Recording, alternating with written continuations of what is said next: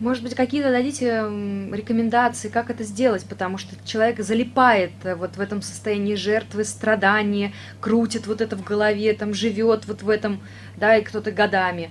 Вот как выйти из этого? Как вот перенаправить свой фокус внимания на то, чтобы действительно выйти в это русло? Здесь большая тема. Я могу несколько каких-то таких Ну, какие-то, да, может быть, рекомендаций. такие моменты, на которые обратить может любой человек внимание. Первое, на что нужно обратить внимание, это на состояние стресса.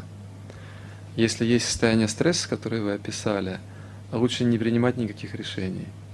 Потому что любое решение, которое человек бы не принял в состоянии стресса, оно будет неправильное. Вот. Это первое, что нужно сделать, нужно успокоиться. Как это уже другое дело? В спа-салон сходить или, я не знаю, на природе погулять или что-то еще. Но первое, Гнев выразить, там, проораться. первое, Каждый что свой нужно способ. сделать, это прийти в какую-то гармонию. Я понимаю, что это очень сложно сделать человек, который хочет решить проблему сейчас, срочно, чтобы больше она ко мне не подходила. Но знаете, надо понять, что я когда вот так много раз делаю, ведь ничего же не меняется, только хуже становится. Надо остановиться. Очень важно общение хорошее, когда я делюсь с кем-то своими трудностями. Потому что состояние стресса, ум буквально замыкается. Вот в этом одиночестве, в этом бессилии, он как вот такой, он начинает там этот маховик мотаться туда-сюда. Нужно найти кого-то, с кем вы могли бы поделиться. Только поделиться не для того, чтобы слить свою проблему, а поделиться для того, чтобы, опираясь на опыт этого человека, на его какое-то понимание, на его чувства, найти выход. Но выход найти мне. То есть воспользоваться его помощью, но чтобы выход искал я. Но это должен быть такой осознанный тоже человек рядом, а не просто действительно подушка для слез. Да. И другой человек не должен играться, не должен вестись на наших эмоциях. Он должен быть немножко беспристрастным. Поэтому, знаете, вот друзей нужно создавать всю жизнь. Потому что когда станет плохо, они из ниоткуда не появятся. Вот в отношения нужно вкладываться. Вот этих соратников, друзей, знаете, нужно очень ценить эти связи. Нужно вкладываться. Это означает в том числе стараться помогать другим. То есть создавать этот круг доверия. Это вот второе, что я хочу сказать. Третье. Важно понять, что жизнь позитивна. Но она позитивна. Она заботится о нас. Мы уже с вами сказали, что даже трудности, когда приходят в жизнь человека, в них есть некая позитивная сила, которая ведет куда-то человека, подсказывает ему что-то. Поэтому нужно с доверием смотреть на жизнь, то есть что она от меня хочет, начать размышлять в эту сторону. Не что я должен сделать, а что жизнь от меня хочет. Вот какое руководство она мне дает.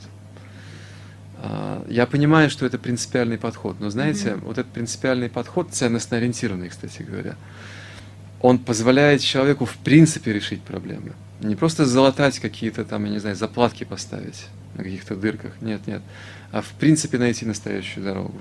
Это, наверное, такой более глобальный подход, взгляд, наверное, на всю свою жизнь. Да, не просто вот ковыряние в мелких каких-то проблемах, сиюминутных, ежедневных, да, вот этих вот задачках, в которых все находятся, а взгляд сверху. Ох, Варвара, какой мы с вами теме подошли. Вот совершенно верно. Вот смотрите, вот надо разобраться, как я живу. Или я суечусь, просто латая дыры в бюджете и решая текущие ситуации. Или я хочу понять вообще вот задачу всей своей жизни. То есть, что это за настоящее дело, ради которого я пришел в этот мир? Что это за настоящие ценности, которые я хочу реализовать в жизни? Вот что меня по-настоящему волнует, интересует как человека? Вот хочу вам сказать, не очень многие люди так задумываются. Большинство людей это просто вот эта суета вот такая вот сиюминутная. Но если человек начнет так думать, он очень быстро найдет свою дорогу. Он очень быстро встретит людей, которые помогут ему найти эту дорогу. Он очень быстро почувствует канал интуиции в себе. Почему? Потому что он просто встроился во Вселенную. Вселенная ожидает от человека, что он должен все то, что она ему дала, он должен реализовать на благо других в этом мире. Поэтому она поддержит, не нужно сомневаться. Начинать, в общем, я так услышала с вопроса. Да, нет вопроса и нет решения. Кто я? Зачем я в этом мире? Что я могу настоящее сделать в этом мире? Вот это настоящий вопрос. По вашему опыту, практике, наверное, кто задает эти вопросы? Либо вот в какой, может быть, жизненной ситуации человек готов начать задавать эти вопросы? Или это абсолютно любой человек, вот в любой момент времени может к ним прийти? Такие вопросы задают несколько категорий людей. Первое, очень разумные люди, которые хотят понять жизнь. Не просто суетятся, они вот хотят понять. Они задают. А второй тип людей, которые задают такие вопросы, это которым все надоело. Вот, которые попробовали все и нигде вкуса не нашли. То есть нужно получить некую дозу разочарования, чтобы обернуться к какому-то поиску. Вот такие люди. Вторая категория.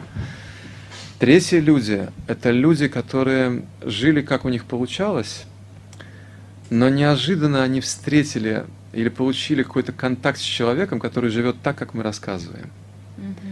И вот соприкоснувшись с этим опытом, у них вдруг что-то начинает пробуждаться.